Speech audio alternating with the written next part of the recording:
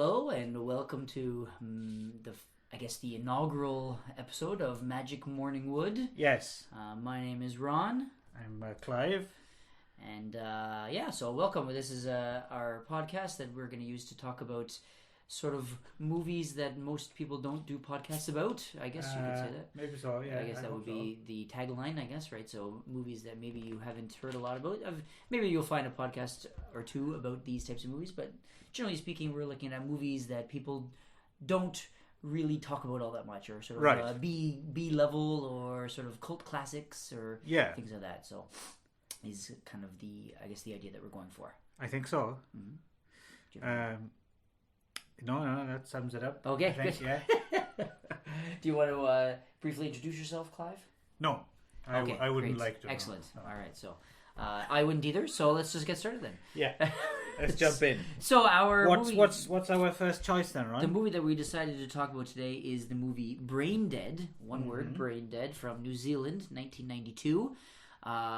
Also known as Dead Alive, which is the horrible title. Well, actually, to be honest, I think both titles leave a little something to be desired in reference to the actual movie itself. That's true. Yeah. So I think neither of them really give you a feel for what you're in store for when you watch this movie.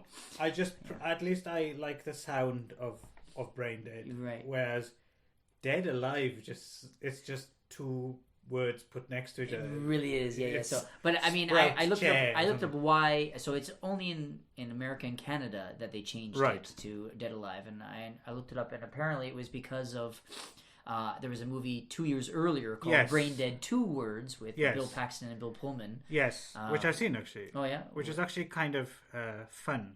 A fun movie. Yeah. Actually, I don't think I looked it up, and I was like, I may have seen it when I was like preteen, and I don't remember anything about it. But it's one of those kind of movies where it's almost cartoonish. You have like people, carrying valuable brains around in like glass jars, or keeping them stacked on shelves that will easily topple. That kind of thing. I remember it being quite good fun.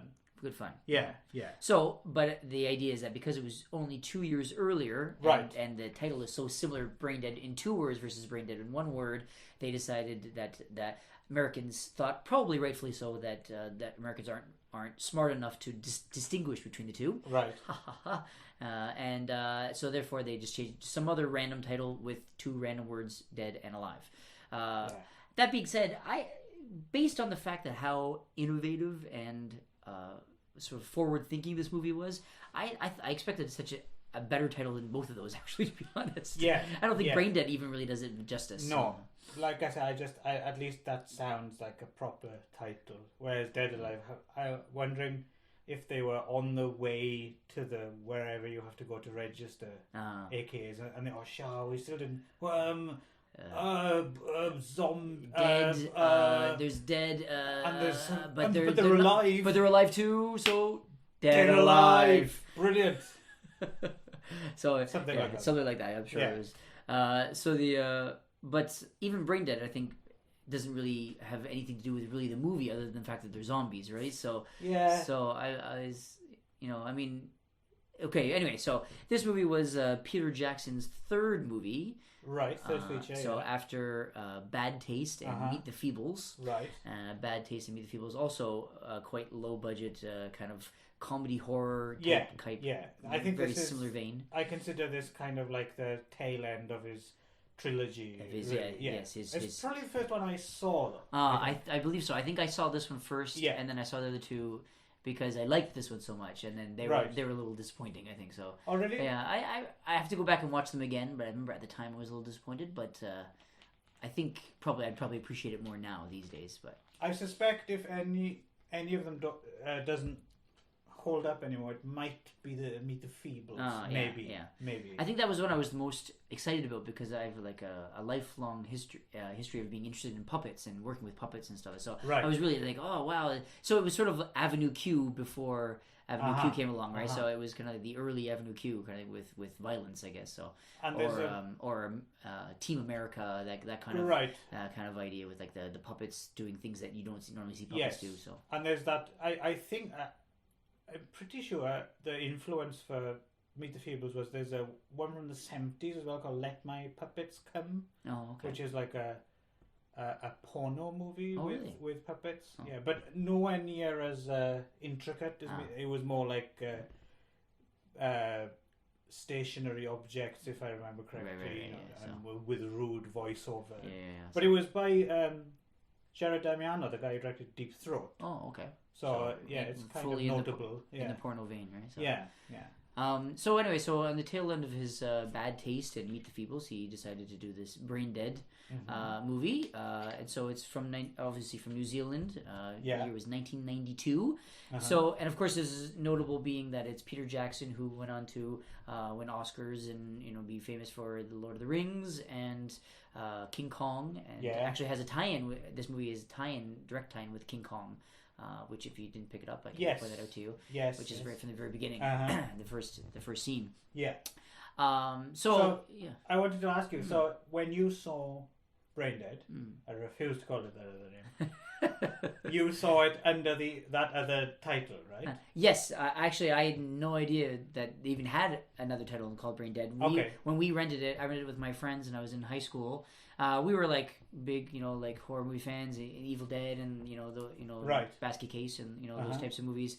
And then we found this other movie. I think one of our friends had heard something about it because it wasn't very big release I'm from Canada, so it wasn't a huge release. And I think someone had heard some of it, so we rented it on a whim.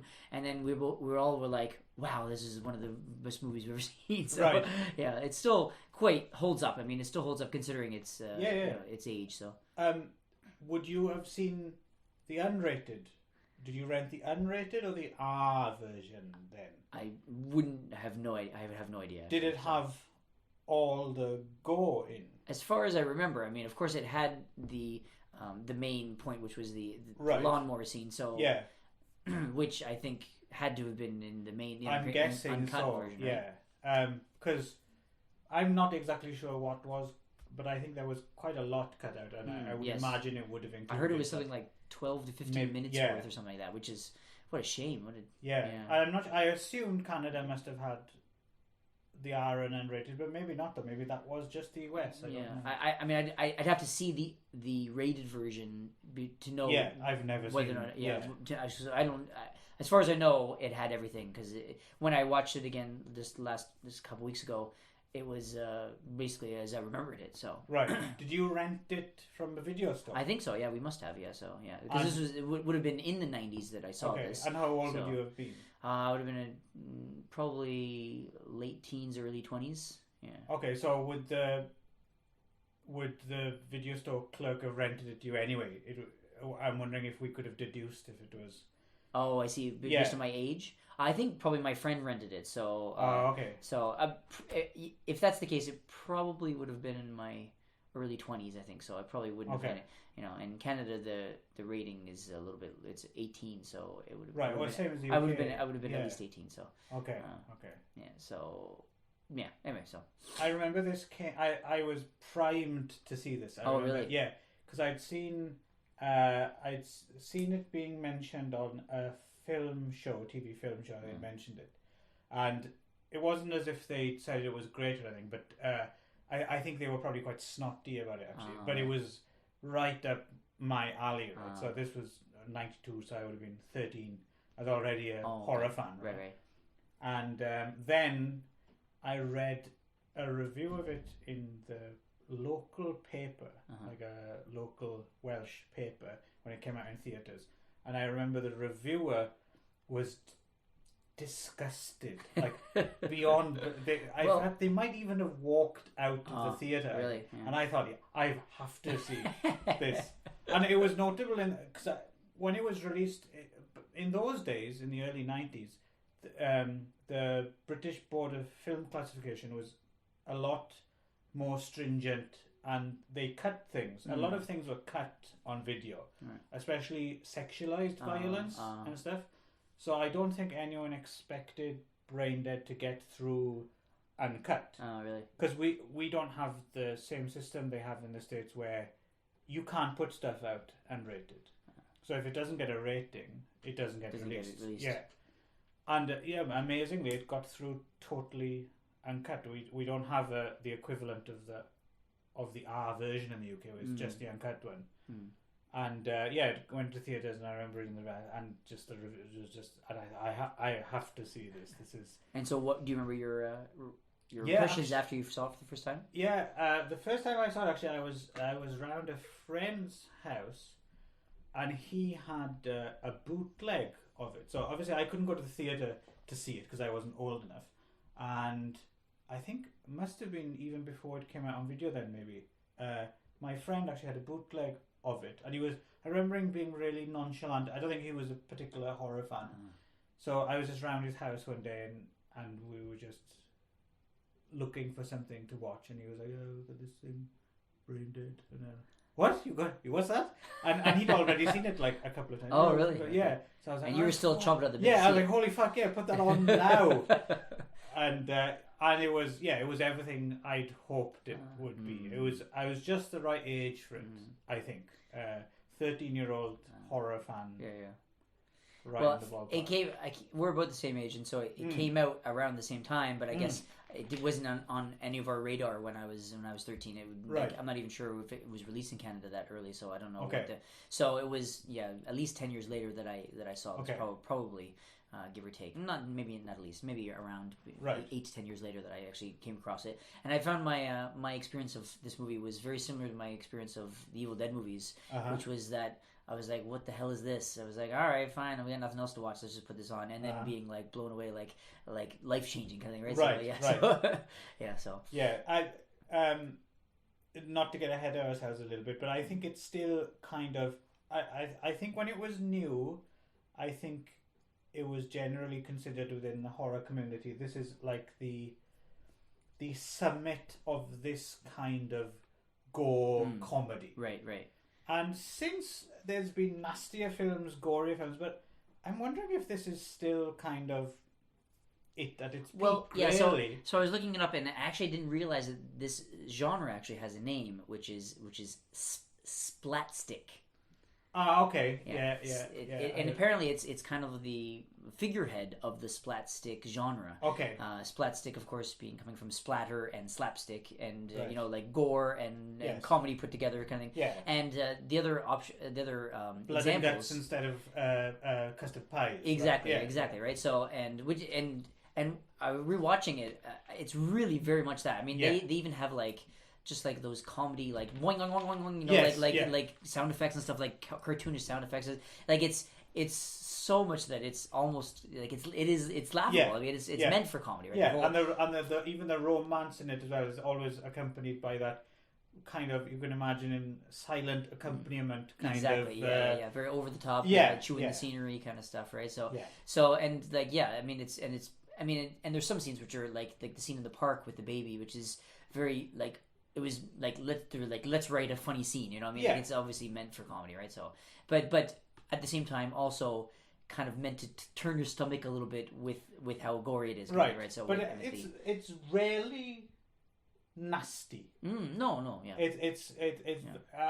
I think that's the thing that surprised, or why people were, and now even more so because so much time has passed. But even back then, I could, like the reviewer I mentioned who was discussing, I can't imagine how anyone can take offense because it's so obviously... It's so cartoonish, in its depiction, So, and I was looking at some other examples of something that would be considered splatstick, and the best they have is like Evil Dead 2 or Dawn of the Dead, I think was on there too, which I thought was kind of a questionable choice, but... But I mean, and I'm trying to think of some other movies even these days that would be considered splatstick, and there's not a lot. I mean, I would still say that this would be if I had to think of something that would be considered splatstick, in air quotes, it would be this movie, right? So the one thing that struck me actually, rewatching this again for the first time in a while last night, and I'd never quite made this connection quite so strongly before. The film that I reckon must have inspired this above all else, watching it again, was Reanimator. I reckon it's Reanimator is the main thing behind this, I think. Everything about it,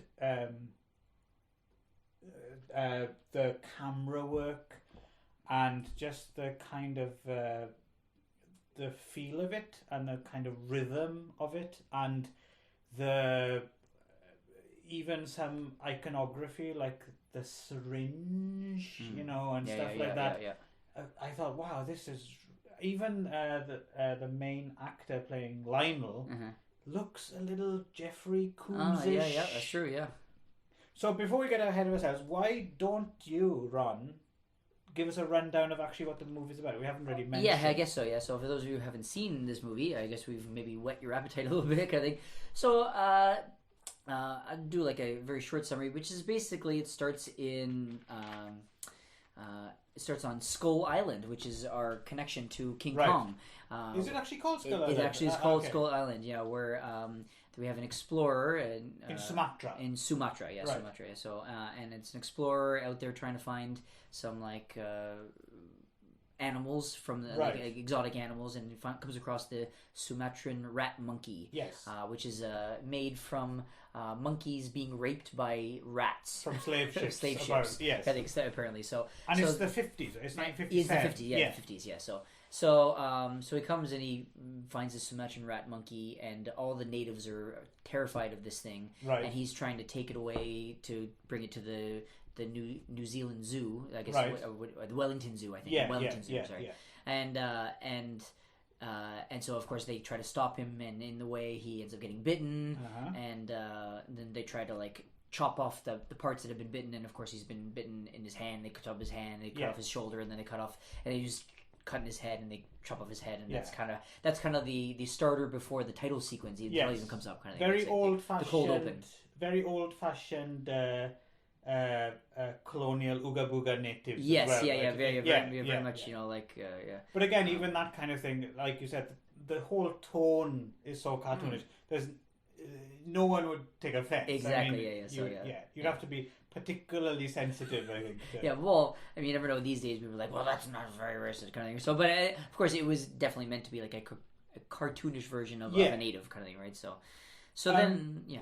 No, I was just going to say, I was trying to figure out if there was any particular reason this is actually set in the 50s. I couldn't figure that out myself, and yeah, I'm not really sure. Maybe it's just it was just for fun, I guess.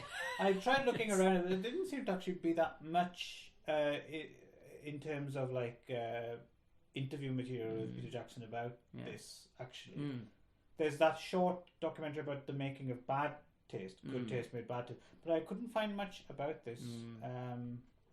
Which is funny, because I'd say this is probably his best movie before he became like the right. Yeah, I think we hit the nail on the head when we were talking earlier before we started recording a little bit. I think the timing is. This was a kind of a major, apparently a box office flop, but a major cult movie from the get go. In places like Fangoria, everyone fell over themselves, praising it, right? But I think it's not quite vintage enough to have been picked up for reappraisal. It's still within living memory for a lot of cult movie fans, right? So maybe in another 10 years or something, there people might start rediscovering it again. So it's people are still busy, I guess, rediscovering 80s stuff. Exactly, moment, right? So it's still early 90s, so they haven't gotten to the 90s stuff yet. So I'm sure whenever grunge comes back, I'm sure that'll be the same thing. They'll rediscover that at the same time. Oh Lord. So anyway, so then it jumps to Wellington in New Zealand, and then this is where the main action takes place, and we meet first is we meet the female lead, Paquita, and she works at like a general store, and she's really in love with this handsome delivery guy, and when you think that perhaps maybe that's going to be our lead, but of course it isn't, and her grandmother, I guess, Roger, and her grandmother, I guess, or some old lady that works at the store with her, I guess, is like a fortune teller and reads her tarot cards and tells her that she's gonna fall in love, and she wants to know about the person she's gonna fall in love with, and it's something to do with this symbol that's like a cross with like a circle, a half circle on top of it, or something. I don't know. I thought the symbol itself was kind of I didn't really think it was sort of, they kind of tried to make it flow all the way through the movie, but it was kind of it was a bit like that's one of the weaker points. I thought it was a weaker point that could have lived without. Yeah, I didn't really need it. I think whatever, but anyway, but there's some sort of tie-in with the tarot cards and this person. And so anyway, so then our actual lead comes into the store, and he's this kind of bumbling kind of geek who Lionel, who Paquita has like no interest in, and actually is kind of quite rude to, and doesn't think anything of her, of him, until he actually accidentally drops a box of pencils that makes this symbol, and then she immediately falls in love with him. The moon and the cross. And the moon and the cross, I guess. Yeah, so immediately thinking that now this is the guy, kind of, which is kind of, I thought made me not like her as much, because she was very kind of shallow. It was like she only liked him because she was told she had to like him, kind of thing, right? So it was very. So I kind of wish there was a little bit more of like a reason for her to like him. She just switches on a dime. It was like really a dime. Like she doesn't even like, just really rude and just just like get away from me, and then it's like, oh, I love you, kind of thing, right? So because you dropped these pencils. Anyway, but as we know from Lionel's mother, she's experienced. Yes, she's a slut. To this day, actually, me and my wife still refer to loose women as experienced. So it's become a bit of a private joke. Yeah. Oh, your wife is a big fan of this movie too? Yeah, actually, she watched it again with me last night. She seemed to enjoy it. As you say, it holds up. Yes, it does. Yeah.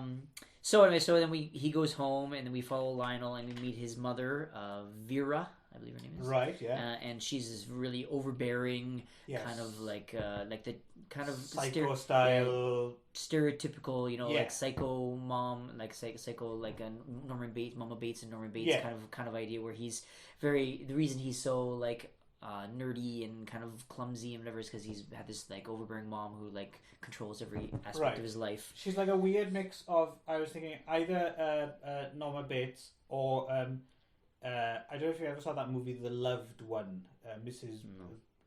What's her name? Boy Joy or Joy Boy, Mrs. Joy Boy. Okay. Okay, never mind. Anyway, but forget I spoke.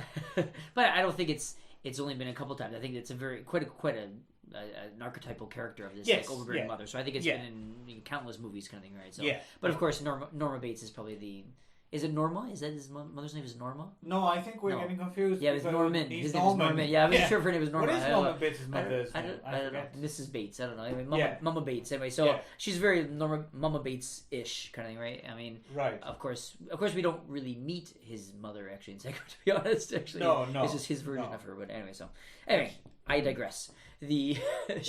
She's very overbearing and controls him a lot, kind of thing, and so it makes him kind of a bit of a weak kind of character. But of course, we root for him, and he really wants to date Paquita, and he tries to sneak out with her and stuff, but she gets really jealous and controls it. I'm guessing the inference is that he hasn't been with a woman before. Exactly. Yes.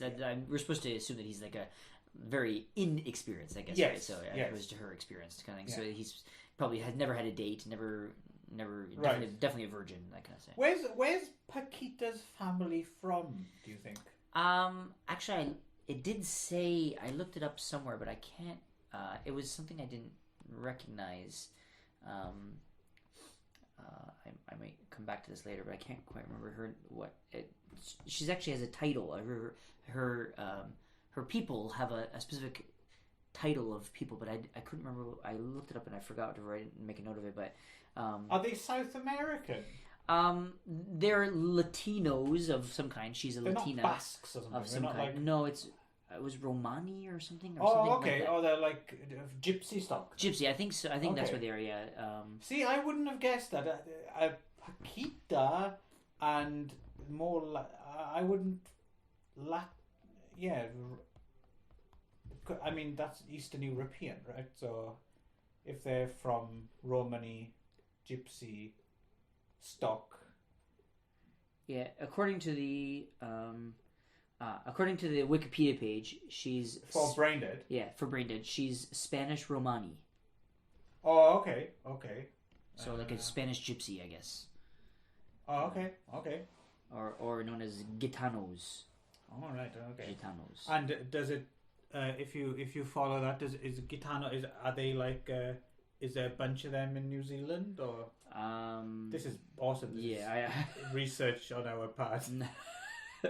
Yeah, not entirely sure, but I assume I said apparently they originate from northern India, and then so if they are nomadic or gypsies, they probably just have started from India and then spread out kind of thing. So but probably they're Spanish in origin at the very least. Yeah, so okay. I think that's the point, is that they're Spanish and the grandmother is like a fortune teller, kind of gypsy-ish kind of woman. Right, so I assume that's right. the idea, is that there's supposed to be some kind of Spanish gypsies. In that case, I'm guessing there must be a community of these people in New Zealand, because otherwise it seems like a very kind of random choice. Yeah. But it was a random choice to put in the 50s, so who knows what's going on in Peter Jackson's mind at this time, right? So, because Peter Jackson was born 61, so I'm guessing that this is very much a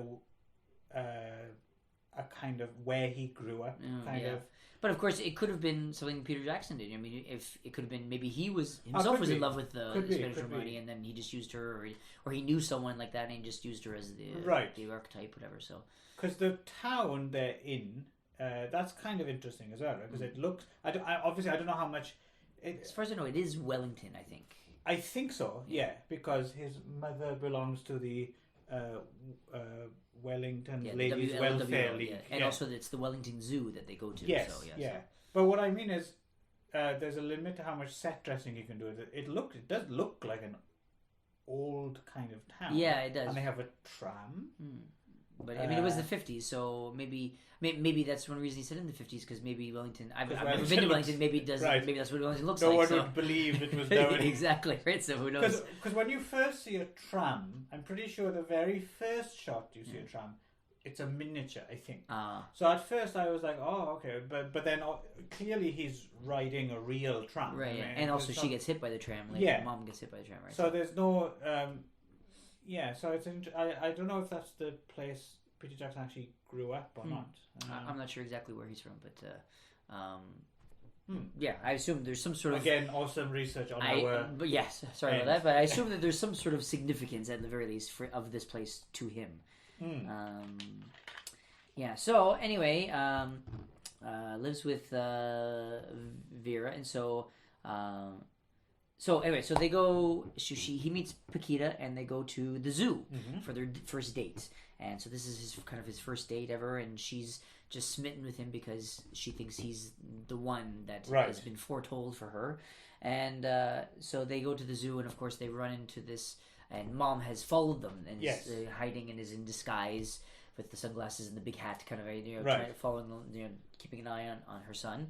And while she's watching them, she stumbles across the Sumatran rat monkey, which we saw in the first scene, who then proceeds to bite her through the cage. Of course, this time we get to see the Sumatran rat monkey properly, and it's not quite a nice bit of stop motion. That was great. Yeah, I've seen other movies do stop motion that was kind of questionable, but I thought it was quite useful in this one. It was pretty good. Yeah, and it worked well, and I think it was and it's a really significantly ugly thing, right? It's really, and so this is basically our first touch of the gore of this movie, where it bites her, she gets really mad, and then steps on its head, and then it just basically explodes, and its eyes pop out of its head, so it's a really that's your first taste of the and also gore. Did you notice the Forrest J. Ackerman cameo? Yes, I didn't, but but I did see. I read about it afterwards. And I was like, okay, yeah. Because I actually don't know who Forrest J. Ackerman was. Oh, really? Oh, okay.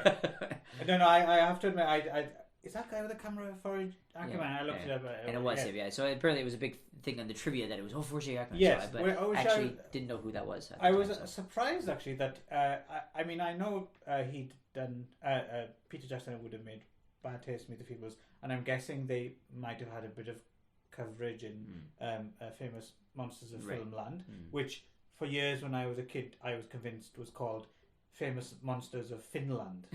And I could never figure out why Finland? Yeah. For years I could never until I learned to read properly, and then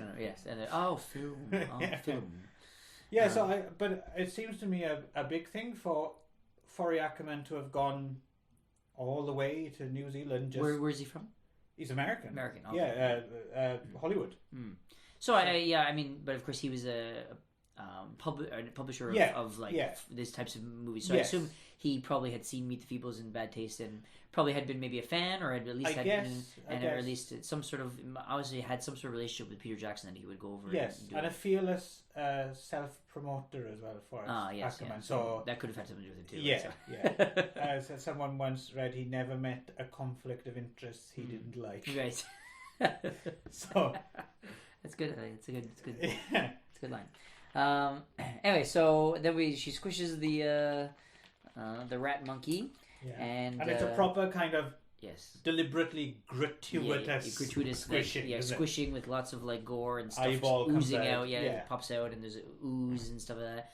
And of course her bite is also like really pretty gross looking. Yeah. And she screams, and Lionel hears his mom, and then takes off on Paquita and runs back to mom, and mom wins. Take me home, Lionel. Take me home, Lionel.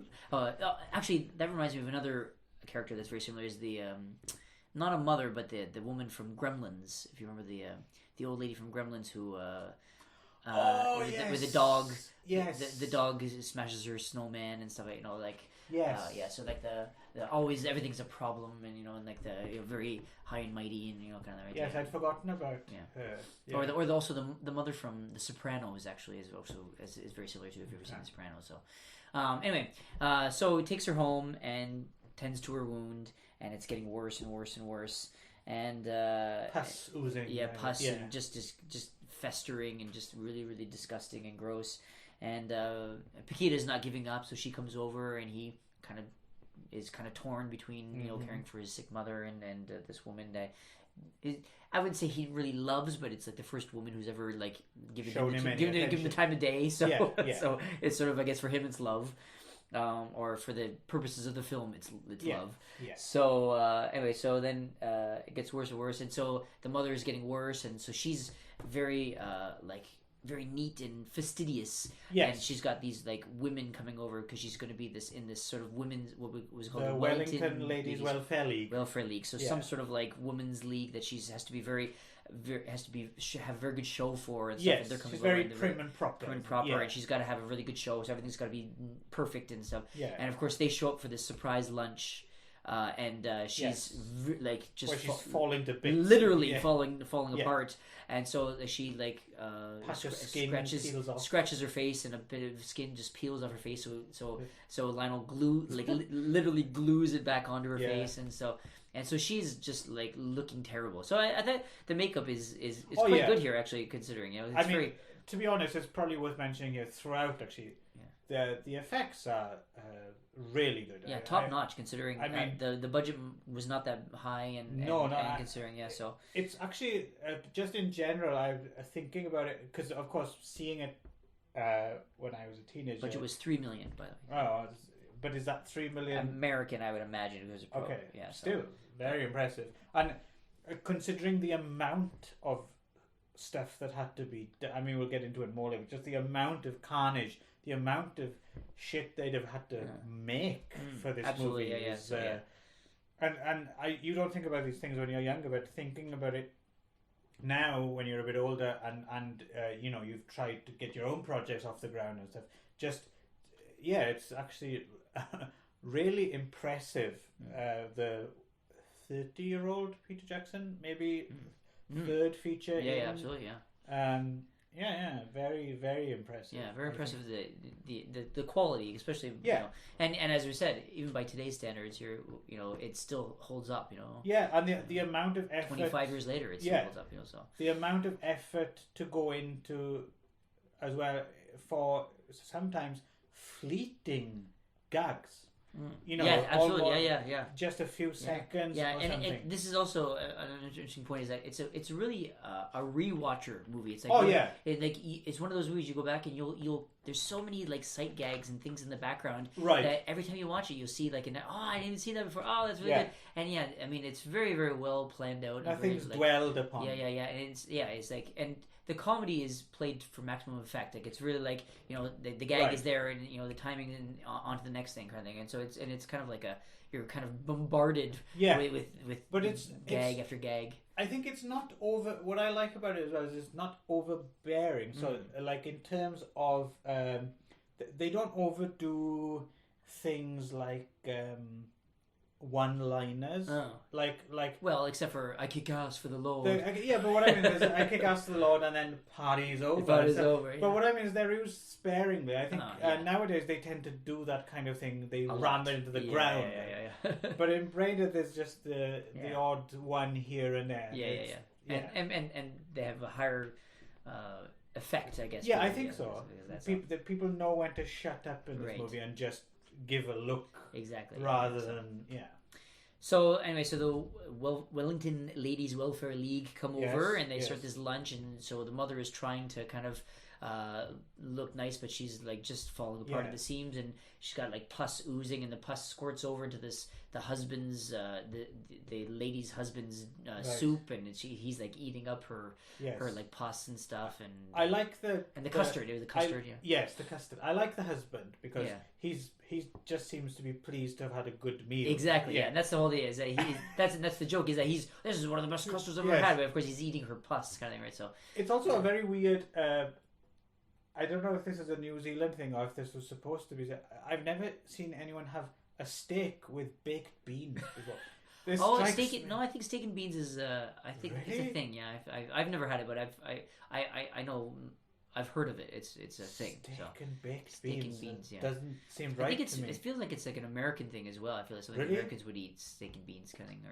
But anyway, I don't think it was that off. But anyway, so you wouldn't catch me. But of course, and then her ear falls off, and then she starts eating her own ear and stuff like that, and which to me is preferable to steak with baked beans. I take her pus over the steak beans. Yeah, I like steak and beans. I like steak. I like baked beans. Why not put them together, right? Would you ever consider having steak? Sure, I would. Yeah, I like steak. I like baked beans. You're a braver man than I.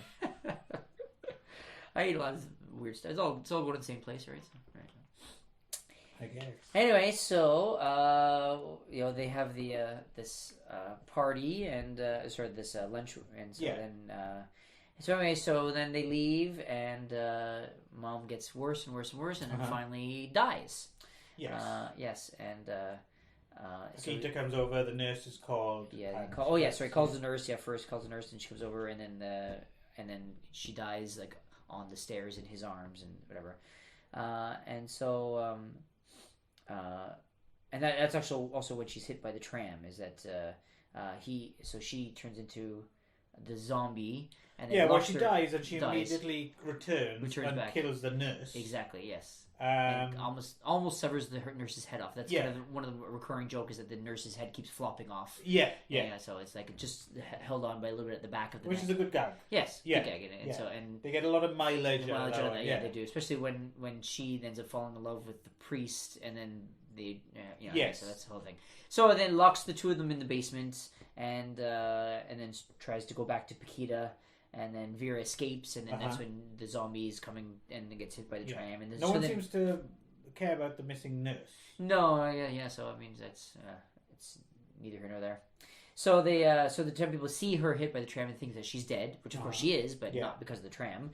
And so then they have this funeral, which has and so they get to the morgue, and in the morgue, of course, is Peter Jackson's cameo as the assistant. The assistant, right? Yes. So where he did that. And I guess he's the one who's left Vera's body unattended, pumping full of embalming fluid, until it just starts spraying out.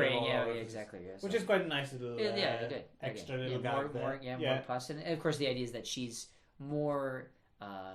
Because of this wound and this like kind of infection and stuff, and the fact that she's already been dead for a day or so, she's actually a lot more decomposed than they expected her to be. Right. So she, but she keeps getting up, and so Lionel goes and gets tranquilizers to keep her down, and this bottle of tranquilizers and tries to tranquilize her. So for the funeral, so trying to keep up the pretense that she's actually dead. So tranquilizing her to go through this funeral. Which is the tie-in with I kept reminding another thing to remind me of Reanimated because he's got this syringe with a bright green fluid in it. Right. It's very mad scientist. Yeah. So then they go and bury her, and then he goes to the graveyard to give her more of the anesthetic, and then these kind of 50s hoodlums. Yeah, these guys are great. The three juvenile liquids come up. They all look way too old to be. Who are like kind of like the like in the leather jacket with the big Elvis hair and stuff, and they're hanging out in the cemetery and being generally hoodlummy. Yeah, and they beat up Lionel, and then piss on his mother. He goes, and that's another line where he says, "Hey, that's my mom. You're pissing on." Right. So, and so then and then of course there's a joke where the hand comes up from the grave and grabs the guy by the cock as he's pissing on her and stuff. Right. So there's more Carrie style. Yeah. And then there's and then the priest shows up at this point. Yes. Who apparently is white-haired kung fu master. Actually looks a bit like Father Ted. Oh yeah. So he's like a slightly more kind of handsome young Leslie Nielsen. Yes. Father Ted. Yeah, like he's sort of like a white, prematurely white because he looks like a young guy with white hair kind of thing. Yeah. So, I like this priest. Yeah. So I mean, I remember this was a highlight when I saw it when the first time with my friends. It was we couldn't stop laughing at that I kick ass for the Lord. Yes. So he shows up and he's supposed to be this priest at the funeral originally, and he shows up and he's like all of a sudden this kung fu master who helps kick these hoodlums' asses, and of course he comes up with the line, "I kick ass for the Lord." Yes. And so then he goes. But from the beginning, even from the funeral, he's alpha male priest. Yes, of course, yeah. So there's something off about this priest. There's obviously a character there, kind of. So and I'm glad that So you think that officer that he's gonna end up being this kind of like running gag of this guy, this priest that kicks ass, right? And so he's fighting these guys, and of course because Mom has bitten the guys, they turn into zombies. Yes. And then you think that he's doing well, and he's kicking the zombies' ass, and he's helping Lionel, and he's almost won, and then right at just at the 11th hour they get him, and then he turns into zombie too. So then I'm not sure, but the two of the hoodlums become dismembered to the point where they're no longer important, I guess, because he only brings the one home.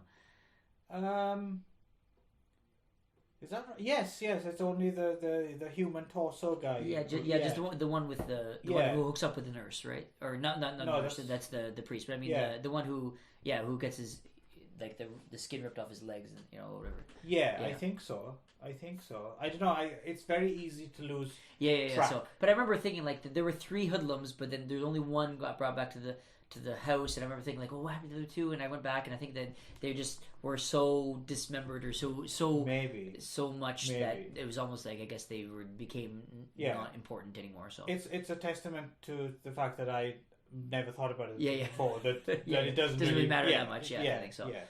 So basically, Lionel ends up with a basement full of sedated zombies. So now he's his mother and the nurse and this hoodlum and the priest. So he's got 4 of them now. And there's a couple of funny scenes where there's like a dinner party. Not dinner party. It's just a dinner basically. He's trying to feed them and stuff and treat them like people, but he's got them all tied to this chair. Yeah, like babies. Yeah. And so. And then randomly they decide to have this priest and the nurse become sexually attracted to each other. Yeah. And then they escape and end up having zombie sex. Yes. And are just like the whole movie, it becomes like their whole purpose is not to. Most zombies, their purpose is to eat people, but their purpose seems to be to fuck each other. So yes, is the whole thing. So which results in a little zombie baby pregnancy. Selwyn. Selwyn is his name. Yeah, so Selwyn. Annoying little. Yes, who becomes a bit of also a running gag. Like a little obnoxious infant, which gets born amazingly quick because like the same day. Same day. Yeah, so it's again, I guess it follows different rules because they're zombies, I guess, right? Yes, that's right. Yeah. So so then there's that, and then he tries sedating all of them, and then he ends up running out of stuff like that. I think that's the next part.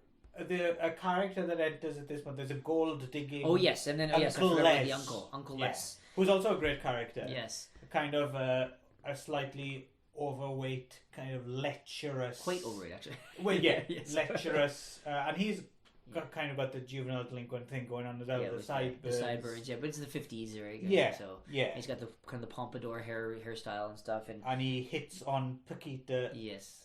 Immediately at the funeral, even though she's dressed in black and in mourning, I suppose. Yeah. And so we find out eventually that Les is there to basically steal everything. Right? Yes, steal Lionel's inheritance. Because apparently Vera was quite well off. Yeah. So he was Vera's brother, I guess. Yes. So. What is that glass pipe? Yeah, I was going to ask you that. So it's some sort of gas. I mean, he keeps.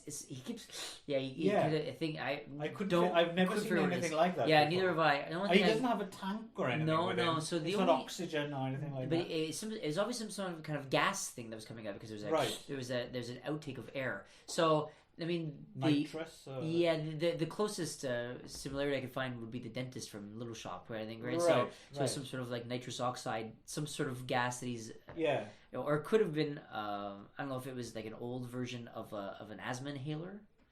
It could be. It seems it's like a glass. Yeah, it's like a glass. So I don't know what asthma inhalers were like in the 50s. I don't know if they're so.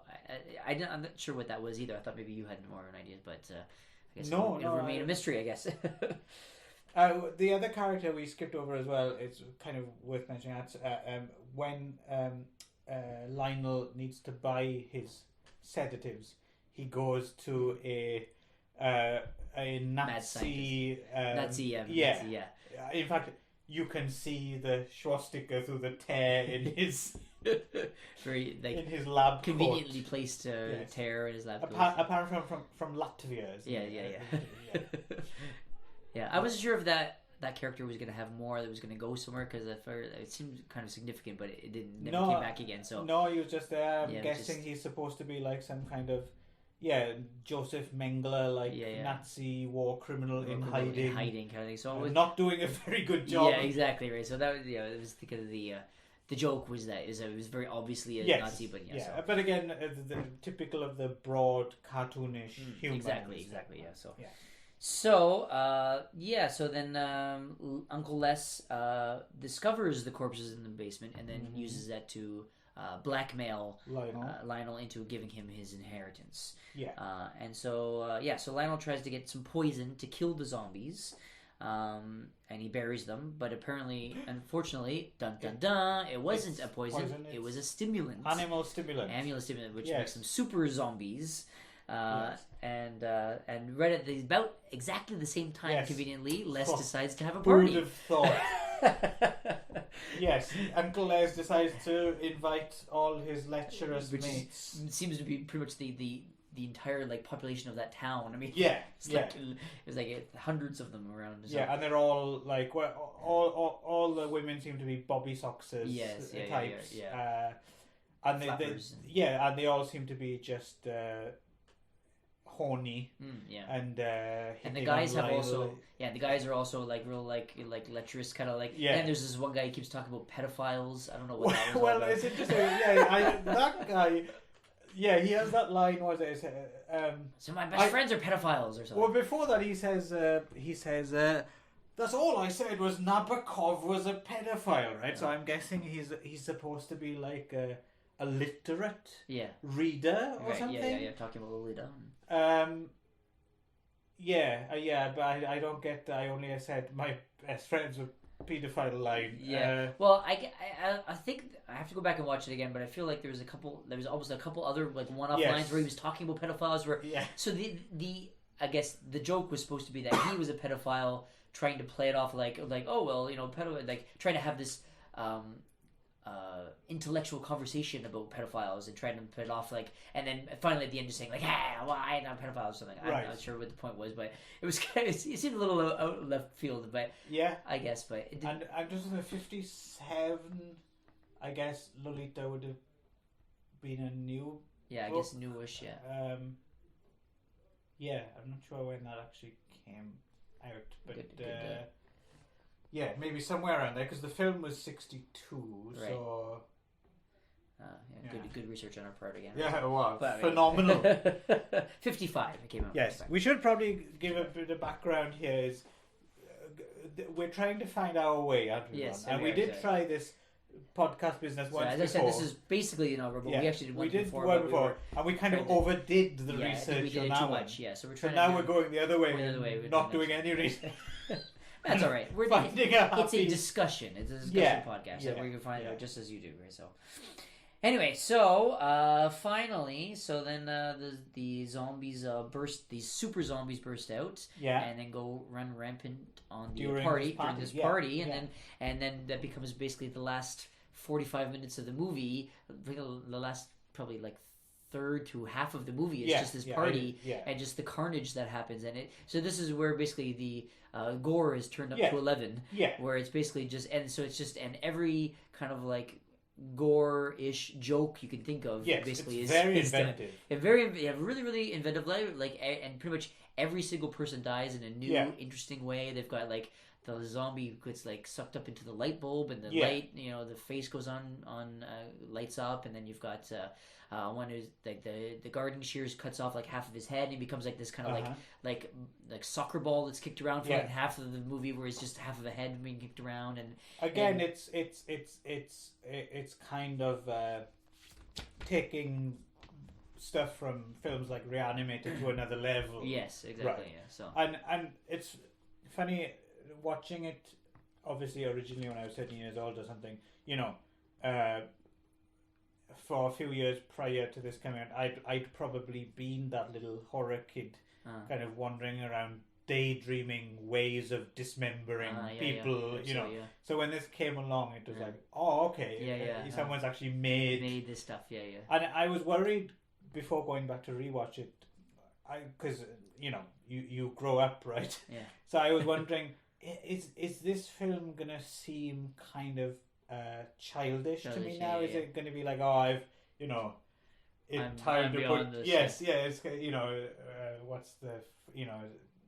what's the phrase about time to put childish things away? So I was quite pleased to see that it still worked. Yeah, and it still makes you giggle, right? It does. So. I mean, I was just wondering. I was trying to figure out if there was a lot of nostalgia involved, and let's say, for instance, someone hadn't made this film and it was a new film, and if I'd have seen it now, getting closer to 40, would I still have appreciated? I'd like to think I probably would. Like I said, there's been movies since, but I don't think it's just me having changed. I think this was kind of the summit of this slapstick gore. Of course, yeah. And I'm trying to think if there has been anything since. That's again, I was bringing that up in the beginning, and I can't really think of anything else that's been. I mean, this would be the movie I would think of if I thought of something in this genre. I can't think of anything else. People have, in a way, I think this must have put a lid on it. So apart from a few kind of clueless people flogging on a dead horse, I'm wondering if actually maybe people didn't even bother. Like, that's. Yeah. There's no point. There's no point. Yeah. It's already been done as well as it's going to get done. So how more kind of how much more can you do, right? Yeah. So. Because even this, because the famous scene, of course, there's this party. There's a bunch of zombies running around. There's all these dismemberments and inventive ways, and then basically it comes to a head with Lionel comes in with an upturned lawnmower. Like a gas petrol powered one. Party's over, and it's he basically just disseminates. He just mulches them. So he just turns them to so it just turns into rivers. It's just like just basically this guy. And I read somewhere it was something that was like 5 gallons of blood pumped per minute or something like that. So there's even a point where he's trying to run away and he's running on the spot. It's just so and then he ends up having to jump on like severed body parts in order to actually get away because it's like you can't get any traction. Like lily pads or something.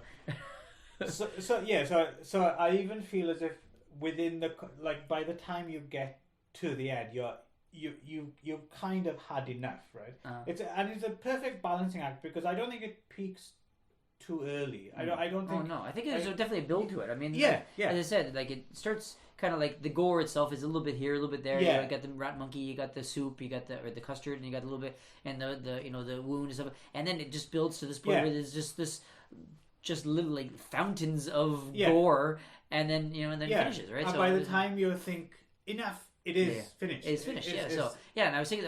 I mean, and of course, I'm a big fan of this movie. I'm a big fan of horror in general. But even by the time you get to the very, very very last, and not only he's got the upright lawnmower, but Paquita's also in the kitchen doing the same thing with the blender. Yes. Yeah. So and Uncle Les has cut up a bunch of people. Yeah, he cuts up a bunch, and then a pile of. And that's a good example. Earlier we were saying the effort they went to. I mean, just to create that pile of body parts. Absolutely. That's a lot of work, man. And then he goes down, and then he finds Mom, the Vera, who's now the super of the super zombies. Yes. Who like rips his head out, but the spine is still attached. He becomes this sort of like spider creature. It was very inventive, where his head is kind of floating above his head or above his body on this spot on this spine cord kind of thing, and he kind of crawls around, and then she Paquita ends up dismembering him and spits on him, and then and then does him in the blender, and is also fighting other zombies, including some of her friends who are returning while she's in the kitchen, putting him into the blender, and so of course we've got like these two groups who are being mulched at the same time, right? So and so even me, by the time I got to the end, you still have this kind of like. Even if like it's so cartoonish, and and I even knew what I was expecting because I've seen it before. Even still, by the time you get to, you still have this kind of like this kind of like taster where they're like, okay, I think I've had enough. Right? Like I think that's enough of the right. Because it's just like it walks that line just right. It really does, and I think it just stops right at the right time, kind of thing, right? It just occurred to me actually. The only other thing that just popped in my mind, the only thing that comes close but is slightly different is, did you ever see that movie Society? No. That came like 3 years before. Brian Yuzna movie, who of course produced the original Reanimator. Let's take a pause, actually. Okay, let's do that. Yeah, there was a brief interruption. Okay, well, we're back. Yeah, no, I was saying there was this other movie, Society, which I'm sure some of the listeners will know, and the climax of that film has a lot of rubbery effects, very effective and imaginative kind of. But that's a little more. It's more transmutations and mutations as opposed to things being cut up and bloody and killed, and right. it's more. It's kind of a different. But that's the only thing I can think of that comes close in terms of just overkill of overkill of rubbery, gory things. Absolutely, yeah. So, so I think so of course there's a lot of. I'm sure everyone has their favorite dismemberment or different favorite. There's of course the guy who has these. The skin off of his legs ripped off, and then he's got just like skeleton legs. The guy who has the skin off his skull, his face removed. His face was removed, and then he the guy who's half of his head was puts the hedge shears in his mouth, and then cuts his head off at his mouth, kind of thing, and he becomes like a soccer ball for a bit. And the woman who gets her mouth punched through from the back right, of the head. and then that hand is used for something else. Yeah. But of course, I think then of course there's the intestine monster.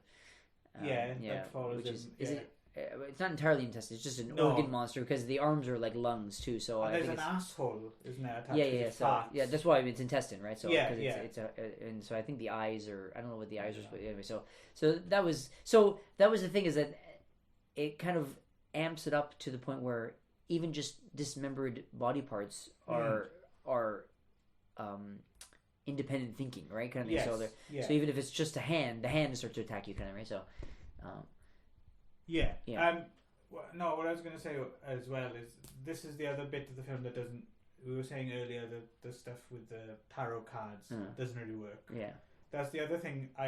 The one thing I think is a little strange is when he finds that stuff in the attic and he discovers that his father, who he thought had died, we don't really need. Yeah, that. it wasn't necessary. And also, plus, I'm wondering, why are you looking through a chest at photographs? At one point, I thought when he picks up the film, I thought, oh, you're not going to thread the 8mm projector while there's carnage going on downstairs. Well, to be fair, I remember just having this, like, when I was watching it again, even today, I was watching that part, and it's like, she's downstairs, like, fighting for her life, and there's zombies coming through, and she's, like, putting things in the blender, and he's upstairs looking at pictures, and I was like, what the hell? But, to be honest, obviously, you needed, as this thing with the carnage and the gore, you needed it to be broken up, so it's almost like it's giving you a break. I think it was done specifically to give you a break from the carnage and the gore, because you have to kind of to catch your breath before you jump in. So I assume I suppose as well it's supposed to justify his eventual slaying of his own mother. Yeah, mother. Yeah, kind of gives her the mother monster. Yeah, it gives him a reason to finally turn against her, I guess. At the same time, but yeah, it did feel kind of like, what the hell? Like, come on! Like, this girl who's really love is fighting for her life, and you're up here looking at pictures, like, and it's very like quiet, and he's just up there by himself, like, right? So it's like you could bring her up with you, and save her if it's apparently so safe up there. But of course, then the intestine monster finds him. And yes, I'm not quite sure how the intestine monster got in the box either. At first, I thought, what's this now? Is this another thing? Yeah, my understanding was that it was just kind of like through the pipes, through the door, through the. Yeah, but how did it get into the chest? Maybe it doesn't matter. So well, anyway, there we go. So and Mother Monster, it turns out to be this giant thing, and there's the face off, and so she comes up with reborn as well, isn't he? Yeah, these gigantic like breasts, and she's naked. Yeah, she looks actually like a giant version of one of the puppet monsters from Meet the Feebles. Oh yeah, which makes sense. And then of course she opens up, and then her womb, and then brings him back in, and so he has a literal rebirth. And then cuts his way out, and and the house is set on fire. Goes up, and there we go. Started by the girl who had the light bulb in her face. Yes. So. Did we? We missed the park scene though, of course. Yeah. Oh yes. Yeah. Never mind. Yeah. With Selwyn. Yeah, Selwyn. Yes. Speaking of Selwyn, did we see Selwyn get killed? I was watching for that specifically because. There's a few times where he's almost killed by Paquita, where he gets put in the blender, and she turns around to get something, and then turns back around, and she pushes the button, and he's already jumped up, and he's above, and then he does some other stuff and then he ends up reappearing in her friend's head, where he like splits open the head, and he's inside of her head, and he runs away, and he causes all these problems. So, but I was specifically, which I get, was that the Dead Alive video cover, or is that a different? It's probably where it was inspired by, but it's actually nothing. It's nothing like that. Actually, it's quite. It looks quite different. But I assume that's probably where it came from. Right. Because otherwise, that image doesn't mean anything. Yes. But I was specifically watching for Selwyn to bite it because he's been this kind of like featured character all these days, so you expected it to have some sort of a death, but I didn't actually see anything big. All I can understand is that he imagined that he was just in the fire when it burned. So he kind of does some like bad stuff and then runs away, and then people are chasing him, and he does some other stuff. I guess he just kind of like a more lovable version of the It's Alive kind of baby. Yeah. And then he just kind of disappears, and you assume he just goes down with the ship kind of. Well, I was wondering what happened to him, and then I specifically made a point of watching to the end of the credits just in case there was like a little. I don't think they didn't do credit stuff then. So no, there's nothing there. So I don't know if that was It's an interesting question though. Like when did they start doing after credit scenes? I don't think they did it in the 90s, did they? Well, they would have Ferris Bueller, of course. Oh yeah, I guess And that was way before. That's true. So, anyway, so of course it ratchets it up to the gore, and it's to see that scene is you really have to see it to really understand kind of what it is. It's just like buckets and buckets and buckets of gore and blood, and it's. I can't imagine what the cut version of this play. Yeah, that's what I mean. I heard that they cut like 12 minutes and they cut out all the gore and stuff. Like, well, there's like no movie left. There's no gore. I mean, like it's literally that's the whole climax of the movie is all gore. It does seem somewhat pointless. I can't imagine what it would have looked like. So the only equivalent I can imagine would be a porn film where the plumber comes to the door. And then he leaves. And the credits roll in. Or he comes to the door, fixes the plumbing, and then leaves, right? Yeah. So. A very efficient, Germanic short film. But the one woman's smoking a cigarette for some reason. So, right. Yeah. So, but it's it definitely, again, we were talking a little bit that it hasn't really been rediscovered. You know what I mean? So it hasn't been to the point where it's been rediscovered, kind of thing. But it definitely has its place in the pantheon of in a way I don't think it hasn't been rediscovered because it doesn't have to be. I think it's still kind of in their consciousness a little bit. Yeah, it's only been 25 years, so it's still very much. I mean, you'd have to be a very young fan to have not seen it. Yeah, of course. Yeah.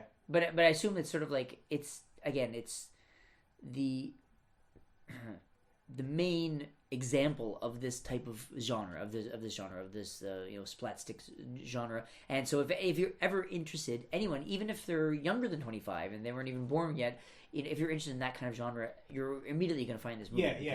It's the top of the list, right? Yeah, I would imagine it's probably for horror fans born after it came out. It's kind of in that top 25 horror movies you see before you die or whatever. It's one of the ones you see along with Evil Dead, Texas Chainsaw Massacre, and that's the modern post Night of the Living Dead kind of horror movies. So I mean, if you haven't seen this, I guess the bottom line is see it. Yeah, check it out. It's interesting. Watching it again, the visual style is actually put me in the mind of like Hong Kong movies. Well, yeah. So of course, actually, that's what I was going to say. Is that of course, Peter Jackson is actually a very big fan. I was reading this. He's a big fan of the original 1933 King Kong, right? And which is why he set that first scene on Skull Island and made this Symmetric Rat Monkey from that same island. And then, of course, he went on to direct King Kong in 2005. So he's a big King Kong fan. So it was a really big influence on his work in general. So. Yeah, but it's interesting because when I was watching, I was thinking that this looks almost like a Hong Kong movie of the 80s. But then I realized, well, those Hong Kong movies of the 80s as well were influenced primarily by Evil Dead. So, and then thinking about it is that kind of there's a lot of very kinetic camera work, right? It's very on the fly. I don't know if they actually had like a proper steady cam or if they did the old nail the camera to a bit of wood Sam Raimi style. Do you know what I mean? But it's very much absolutely. restless camera work, right? When I went back and I was watching, I was looking specifically at the camera work, and there's some really interesting. They've done. It's very varied, anyway. There's definitely some Evil Dead stuff in there where they've got like the point of view shot stuff, and then they've got like one part where it's like the point of view of the cleaver that's coming into the big knife that's coming in, and it turns out that you think it's a zombie, but it turns out that it's the uncle, and even some very non-showy off just tracking shots that don't like some scenes of people coming through doors and stuff and following through. Wow, that's really well done. That's really, but it's so tightly edited that you don't really have time to. It doesn't show itself off. Absolutely, it's just really well put together. It is what it's supposed to be, and it doesn't belabor the point or it's not pretentious. It just does. No. It knows exactly what it's supposed to do and what it wants to do, and it does it right. So and it's a major step up from Bad Taste. Absolutely, And then I suppose after there's that fake documentary Forgotten Silver, but the main next feature would be The Frighteners. Right? That's the next Peter Jackson. Was it? Okay. Yeah. With Michael J. Fox? So. Really? Yeah.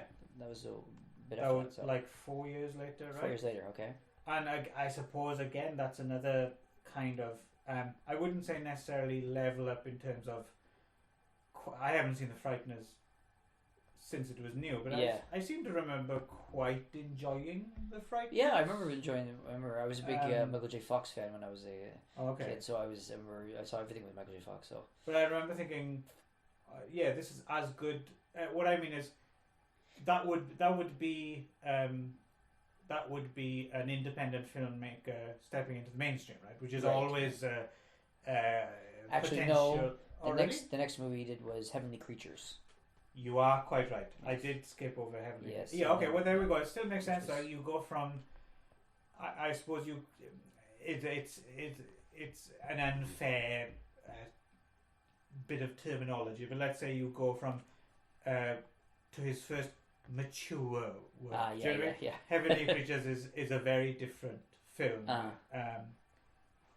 and even though maybe there wasn't so much, I mean, the amount of work they must have put in visual effects wise, special effects wise for BRAINDEAD. Heavenly Creatures is, I suppose you could argue, looks even more slick and professional and closer to what an image of a real film is, if you see what I mean.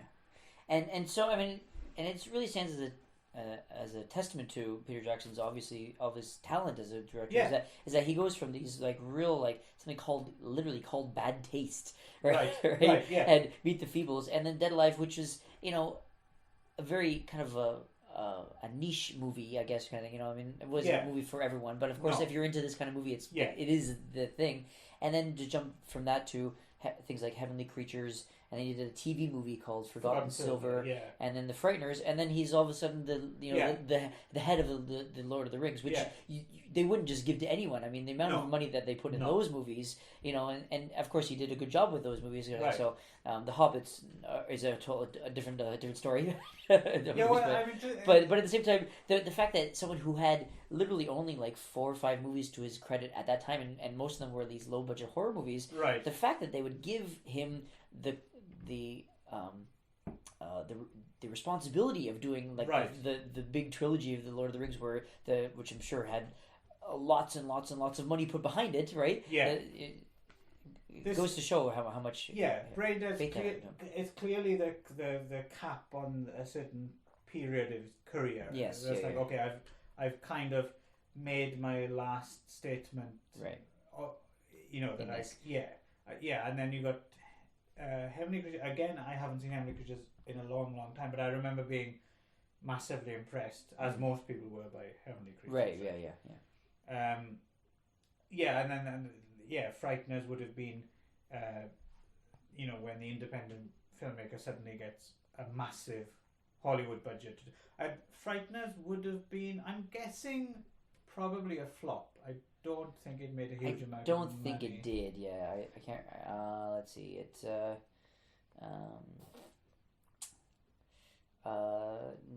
no. Yeah, the budget was $30 million, and it only grossed $28 million. So actually, I lost money. But again, he proved he could make the jump, right? To like the big, the big budget, and for it to be halfway enjoyable, and it wasn't just well put together. It was quite a fun film, and he did actually work with Jeffrey Combs that time. Yeah. So I guess he got that out of his system. Yeah. And is it straight from Frighteners to Yes, Lord of the Rings? Right, to Lord of the Rings. Yeah. So he had yes, that was it. It was Frighteners, but of course it was 5 years later. So of course it took that long to put those movies together. I guess. Yeah. And I'm guessing sure as well that was his pet project. Yeah. So I'm sure he spent most of that 5 years in pre-production. So we're talking from at least 97, then probably thinking about it years earlier. 96. It was Frighteners. Yeah. So I went to the last Hobbit film 2 years ago or something. The last Hobbit film was 14, so 3 years ago. So 20 years of your life in Tolkien land. A little digression for King Kong. Yeah, including pre-production, almost. Yeah. So digression for King Kong. And Lovely Bones. Oh, I never saw Lovely Bones. Oh yeah, it was pretty good. Yeah. It seemed very much in the vein of Heavenly Creatures. Is it? No, it was a little different. Yeah. So it's based on a book. So yes. So I don't know. Chiron, right? Now that he's finally got clear of Tolkien, I wonder what's next. Yeah. Well, I mean, yeah. Who knows? Well, let's see. Let's see if he's got upcoming. I don't think he's got anything he's officially. He's doing Tintin. Ah, yeah, we'd forgotten that, yeah. See, I've blocked out all these things I wasn't really interested in. Yeah. I mean, even for me, the Lord of the Rings films, I'm not faulting them. It would be churlish to fault them. They are, I suppose, classics of what they are. It's just, it's not my thing. Yes. Well, I mean, if you like Tolkien, I mean, I've talked to a lot of like literary types, you know, university professors who teach Tolkien and stuff like that, and most people, I haven't heard too many people say bad things about the movies. I think that in general he's a Tolkien fan. Oh, absolutely. Who did justice to the books, in those movies. I think that's about as good a trilogy as you could make. Out of those books, kind of thing. So the Hobbit is another story. I think it was.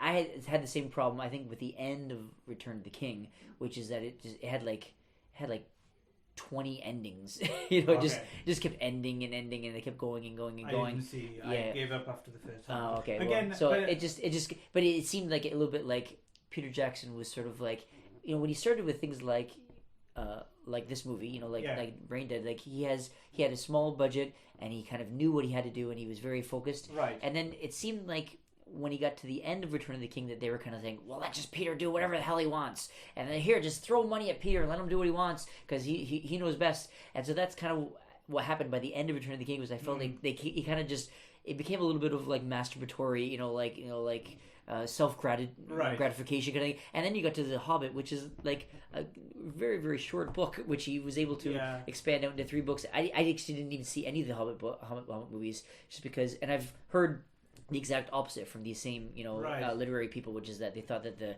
Lord of the Rings movies were really, really excellent and that the Hobbit movies were just not at all. So I get the feeling that it's almost like he's been spoiled by Hollywood, like the power corrupts kind of idea. Yeah. It's like when he had a small budget, he was really, really focused and really tight. Maybe. And he's kind of become a little bit more... My take on it is slightly different. My take on it is that he got to create this entire world over there in New Zealand, right? The Hobbit land or whatever it's called, I can't remember. And he'd done the 3 movies, the Lord of the Rings movies, and then he got the opportunity to do Hobbit, and then he was like, well, am I gonna get a chance? I mean, this is here, the infrastructure's here, let's do it for all time. Let's run down all the whatever it's called, not the main novel, the supplementary novels like the Silmarillion. Yeah, so he's like, well, let's just, the opportunity's there. I'm wondering if he himself mightn't have just got sick of it. Yeah, I can't imagine he couldn't. But he's got a clear, he's done the whole thing. Yes, right? So he's done. Yes, so he's got the whole thing, and who knows, all in one go, it's a bit much to take, but. Maybe he's right. Maybe he's taking the long view. Maybe in 50 years or something, people will be glad that he took the time to do it all, right? To exhaust it. He has made the ultimate kind of cinematic testament to the world of Tolkien. And so I can understand why he went that direction. But it'll be interesting to see now that he's kind of got his Oscars and he's got whatever he wants and he can do pretty much whatever he wants now. If he'll ever go back to something like BRAINDEAD, or if he ever go back to his roots, kind of thing, to the idea of something small and with But then again, I thought people say that people are like, I'd love to see Peter Jackson go back to the horror. But then rewatching this again, and then you think, well, he doesn't have to. I don't necessarily mean the horror genre. I just mean going back to a smaller movies. All right. I can see him doing that. Focused, with more of a really rather than just doing whatever you want and having unlimited amounts of money, kind of thing. Really just doing, having a small budget and really having a really small focused story that has that really you really need to tighten it up and stuff. So or just not necessarily in terms of budget, because it would, people work a lifetime to get to a level where they can do that, right? But to choose material which is a little less grand in scope, maybe. Exactly. Yeah. So yeah. Although, I mean, even Braindead you could say that was even with the small budget and the small idea and the small niche market that it was in, it was pretty grand in scope in terms, right? So epic. Exactly. It was like I get the impression that Peter Jackson is always like a go big or go home kind of idea, kind of, right? So because even Bad Taste, if you think about it, it's ambitious, and you've got aliens of course. So he just didn't have the money or the know-how at that point to really pull it off as well. Have you ever seen the short film he made, The Valley? I think it's called. No. It's a short film. From what I remember, it's been a while since I saw it. About basically warring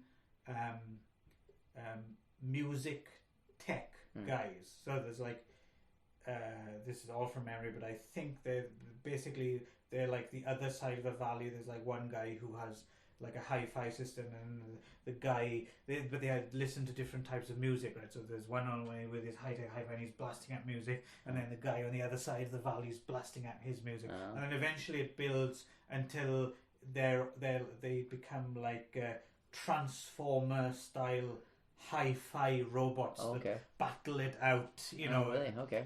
And if you think about it, that's quite an ambitious, because it's stop motion, ambitious piece for your first short film. Yeah. So I mean, I get the impression that he's sort of like, he'll only go big, but now that he's got kind of unlimited money, I'd like to see if you could ever like just shorten it and really make it more focused. I got the impression that when the more money he has, the less focused he seems to be, kind of thing. So that's kind of the impression I got. Well, I mean, he wouldn't be the first guy. Right? Yes, of course, yeah. So, So anyway, but he strikes me from all of those kind of similarly, guys who came from an independent world and made it big. He seems quite level-headed, and he knows how to use his... Like, even though Lord of the Rings and The Hobbit aren't my thing, I think they're probably... I don't think he's ever made anything rubbish. Do you know what I mean? Like, I think he's always got a good idea of the material, and so he strikes me as someone who knows what he's been doing every step of the way. So I what I mean is, as opposed to some people who get consumed by Hollywood, that clearly hasn't happened here. Right. Everything's on his terms. Whether you like it or not doesn't really matter. But I don't think he's been forced to make a film he hasn't wanted to make. Maybe the closest might be Fright. Oh, of course, Lovely Bones was a bit of a fiasco, from what I understand, wasn't it? But in certain ways, yeah. What I mean is, in terms of his control over it and stuff as well. I haven't seen, so I couldn't comment on the end product. But yeah, maybe that then, Lovely Bones might be as close as he's got to, that archetypal Hollywood, eats its own talent story. Yeah. So I think he's a smart guy who's on top of things, right? Yeah. So it'll certainly be interesting to see where he comes from. Absolutely. Next. See you next time. I want to piss. Well, so that's about it. I think for this movie. That's Ron's slightly more subtle, less abrupt version of my ending. Yeah. So hopefully you enjoyed this. If not, don't listen. Yeah. Thank you. So we're trying our best. We're going to try again with another movie coming up soon. So keep listening for the Magic Morning Wood, and thanks for joining us. And he's Ron. He's Clive. I'm Clive. Okay. I'm Ron. You can tell we've been doing this for years. And thank you very much for listening. I'll see you next time. Bye. Yeah. Bye.